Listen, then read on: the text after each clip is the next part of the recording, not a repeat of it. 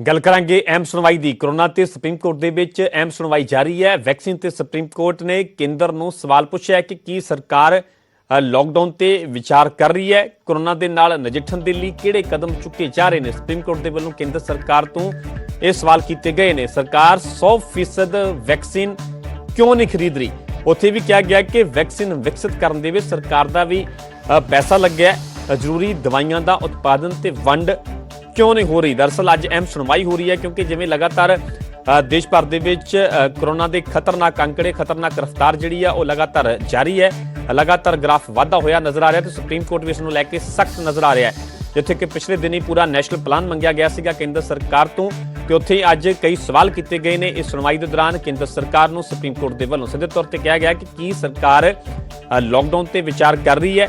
Corona के नाल नजिठण दे लई किहड़े कदम चुके जा रहे हैं। सरकार 100% वैक्सीन क्यों नहीं खरीद रही। यह भी सवाल किया है कि वैक्सीन विकसित करने में सरकार का भी पैसा लगा है तो जरूरी दवाइयां का उत्पादन ते वंड क्यों नहीं हो रही। अहम सुनवाई सुप्रीम कोर्ट के विच फिलहाल जारी है तो इसनूं लैके जेकर गल की जाए हुण तक की अपडेट की तो सीधे तौर पर केंद्र सरकार नूं सुप्रीम कोर्ट के वल्लों अहम सवाल किए गए हैं। हालांकि केंद्र सरकार के वल्लों अपना पक्ष रखा जा रहा है। पिछली सुनवाई के भी पूरा नैशनल प्लान कौमी प्लान केंद्र सरकार के वल्लों सुप्रीम कोर्ट के विच रखा गया सीगा। अज फिर तो सवाल किए गए हैं कि आखिरकार सरकार के वल्लों इस महामारी के नाल नजिठण के लिए किस तरह के इंतजाम किए जा रहे हैं, किस तरह के प्रबंध किए जा रहे हैं। क्योंकि गल देश भर की की जाए वक्-वक् सूबों की गल की जाए तो कोरोना फिलहाल वड्डी चुनौती बनिया होया है।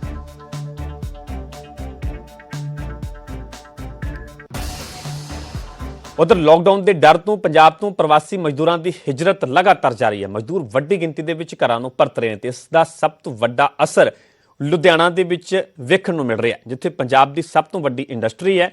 मजदूरों के जाण दे नाल उत्पादन दे विच काफ़ी कमी आ गई है। सनअतकार मजदूरों नूं रोकण की कोशिश भी कर रहे हैं पर उन्हां दे विच लॉकडाउन का इन्ना खौफ है कि वो रुक नहीं रहे।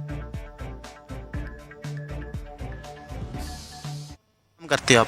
मैं सर यहाँ फैक्ट्री में चेकिंग पैकिंग का काम करता हूँ और काम बिल्कुल ठप पड़ गया जिसकी वजह से हम लोग गांव जा रहे हैं। अब मालिक लोग सब जो है ना क्या कहते हैं, कहता है कि हो सकता है कि 2 महीने के फिर लॉकडाउन लग जाएगा, जो तुम्हारा पैसा थोड़ा बहुत जो बनता है अभी फ़िलहाल ले लो और उसके बाद गाँव चले जाओ। तो इसी वजह से हम लोग अब जा रहे हैं सर गाँव। राशन पानी भी दिया और छुट्टी के पैसे भी दिए।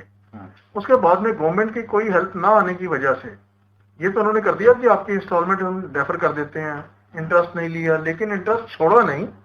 एकोमुलेशन होके इंटरेस्ट ज्यादा बढ़ गया प्रिंसिपल के साथ में, तो देना तो व्यापारी को है। उस लॉस को अभी हम उभर नहीं पा रहे हैं। सेकंड फेज में ये हो गया कि लेबर, ये हमने मना कर दिया कि इस बार अगर लॉकडाउन होता है तो हम इंडस्ट्री वाले एक भी पैसा लेबर को नहीं देंगे। कहां से देंगे जब काम नहीं चलेगा तो? बैंक का इंटरेस्ट हमको देना है, बिजली का बिल हमको देना है, बिना काम किए मिनिमम वेज इसको कह देते हैं आप, फिक्स चार्जेस देने हैं, तो कहां से देने हैं? अगर नहीं दे पाएंगे तो इससे अच्छा है कि फैक्ट्री को बंद कर दें। और लेबर अगर जाती है चली जाएगी, फैक्ट्री बंद हो जाएगी, तो गवर्नमेंट को भी तो फिक्र चाहिए ना कि पंजाब में फैक्ट्री बंद हो जाएगी तो पंजाब कहां कैसे चलेगा।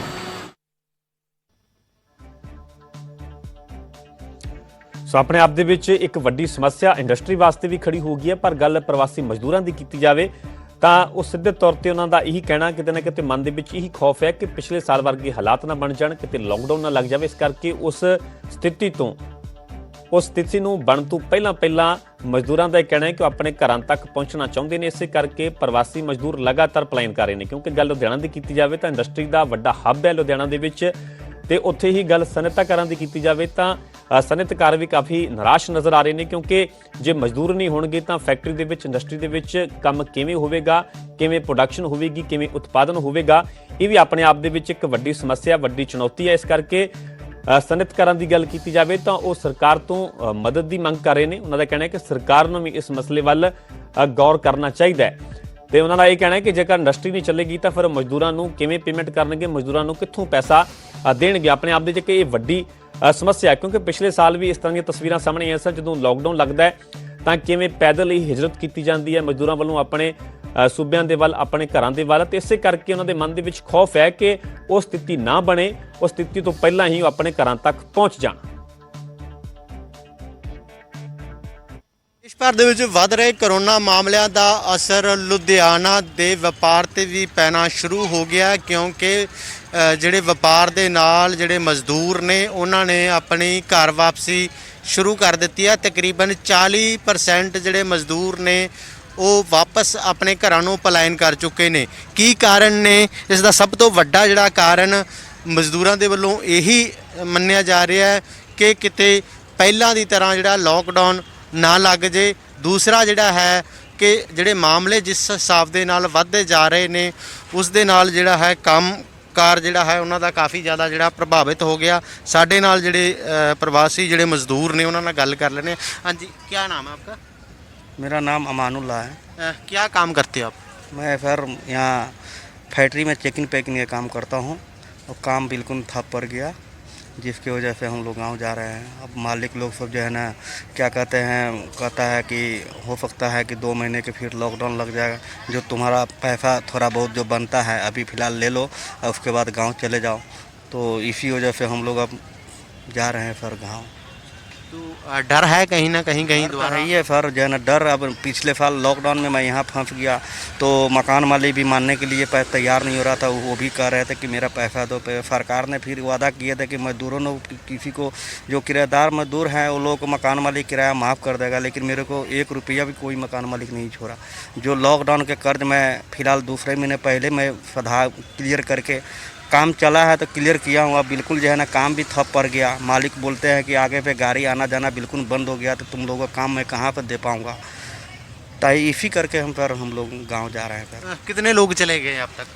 लगभग मेरे हिसाब से मेरे बिहार का लगभग करीबन मेरे हिसाब से इस लुधियाने के अंदर में मैं काम करता हूँ, करीबन मेरे हिसाब से 80-75% लगभग में चले गए सर।